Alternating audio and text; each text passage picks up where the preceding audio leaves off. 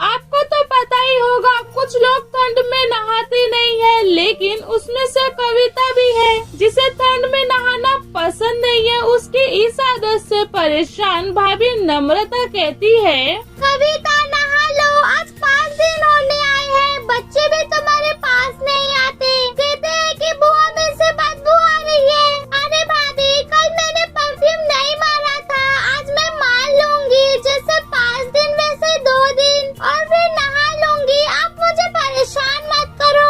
हाँ महारानी, नहा करके तो तुम एहसान कर दोगी। बहू सही तो कह रही है, नहाने से इंसान साफ सुथरा रहता है तो अच्छा लगता है। कविता चुपचाप अपने कमरे में जाने लगती है। उसे जाता देख माँ मीना कहती है, देखो जरा इस लड़की को कैसे चुपचाप जा रही है। भगवान जाने शादी के बाद इस लड़की का क्या होगा। अब कुछ दिन निकल जाता है। इसी बीच में कविता को लड़के वाले देखने आते हैं। सबको लड़की लड़का पसंद हो जाते हैं, दोनों की शादी भी हो जाती है। विदाई के समय माँ मीना कहती है, बेटी तेरी शादी हो गई है, सुबह उठकर जल्दी नहा लेना, हमारी बेइज्जती मत कराना। वहाँ जाओ, अपने जीवन की वहाँ नई शुरुआत करो। इतना कहकर कविता की माँ रोने लगती है। पास में खड़ी भाभी और सब लोग विदाई के समय रो रहे थे। कविता अपने ससुराल पहुँच जाती है। पहला दिन तो बहू के मुँह दिखाई में ही चला जाता है। अगले दिन माँ ने तो कहा था सुबह उठ के जल्दी नहा लेना, इतने ठंड में कैसे नहाऊं, कुछ तो करना पड़ेगा। कविता नहाने के लिए जाती है और नल चालू ही छोड़ देती है। पानी गिरने की आवाज से सबको लगता है कि कविता नहा रही है, लेकिन कविता सिर्फ कपड़ा चेंज करके बाहर आ जाती है। किसी को पता भी नहीं चलता है। सास को चाय देते समय सास पूछती है, कविता बहू, किचन में तुम नहा कर गई थी ना। हाँ माँ जी, नहा कर गई थी, वैसे क्या हुआ।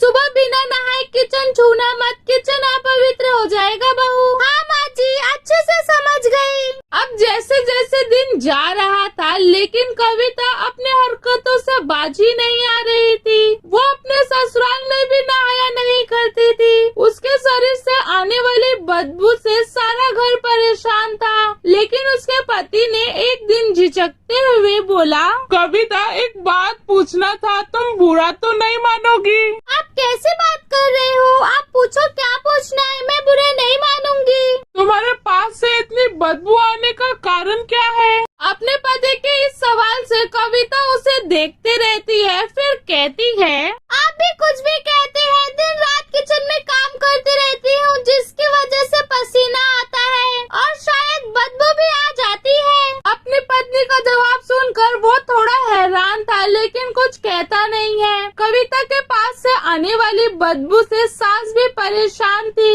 लेकिन जब सास अपनी बहू को बार बार आता जाता देख रही थी, बहू बार बार कमरे से आ रही है और जा रही है, देखती हूँ जाके आखिर बात क्या है। सुरेखा जी कमरे की ओर जाने लगती है। उन्होंने देखा कि उनकी बहू शरीर पर परफ्यूम लगा रही है। लगाते समय कविता कहती है, अब इनको भी नहीं पता चलेगा कि मैं नहाया नहीं करती हूँ, परफ्यूम मारने से किसी को कुछ पता भी नहीं चलेगा। हे भगवान, किस जन्म का बदला ले रहे हो, कैसे बहू दे दिया है मुझे। अब मैं इसे नहाना धोना सिखाऊं, ये सब तो इसकी माँ को सिखाना चाहिए। अभी समधन जी को फोन करती हूँ। होता भी ऐसा है। सुरेखा जी अपनी समधन को फोन करती है और कहती है, समधन जी, आपसे एक बात करनी थी, कैसे कहूँ समझ नहीं आ रहा है। हाँ, आप बताइए क्या बात है। आप बुरा मत मानना, लेकिन कविता ने मुझे परेशान कर दिया है। आप क्या कह रहे हो, आखिर बात क्या है, पूरी बताइए। आपने कविता को नहाने के बारे में क्यों कुछ नहीं बताया। कविता को आए अभी बस कुछ ही दिन हुए हैं। उसके पास कोई खड़ा नहीं हो सकता, इतनी बदबू आती है उसमें से। मेरे बेटे ने उसे समझाया था, लेकिन कविता अपनी आदतों से बाजी नहीं आ रही है। मैंने उसे कुछ कहा नहीं, अगर मैंने कुछ कहा तो सही नहीं होगा, उससे लगेगा कि मैं उसके ऊपर रोक टोक लगा रही हूँ। वैसे भी सास बहुत बदनाम है, इसलिए मैंने उसे कुछ नहीं कहा है। आप आइए, उसे ले जाइए और उसे समझाइए।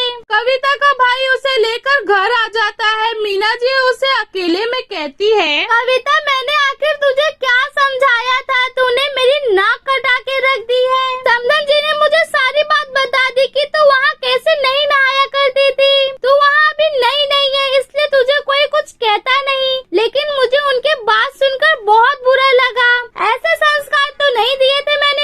समधन जी के सामने भी जाने में मुझे अब शर्म आएगी। अपनी माँ को दुखी देख कविता को बहुत बुरा लगता है। वो उसी समय अपने ससुराल चले जाती है और अपनी सास से कहती है,